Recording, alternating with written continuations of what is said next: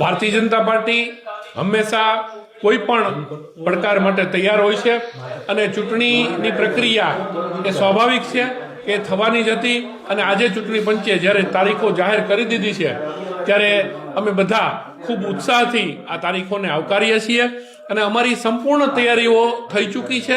અમે પૂર્ણ રીતે ચૂંટણી માટે તૈયાર છીએ। ચૂંટણીનો સમય એમને ઓછો લાગે જેમની તૈયારી નથી હોતી, અમારી તો પૂર્ણ તૈયારી હોય જ છે। અમારા સતત સંગઠનાત્મક કાર્યક્રમો ચાલુ હોય છે। અમારા કાર્યકર્તાઓ એકદમ ઝડપથી અને સારી રીતે સુચારુ કાર્ય કરવા માટે તૈયાર હોય છે, એટલા માટે અમને કોઈ જાતની તકલીફ નહીં પડે।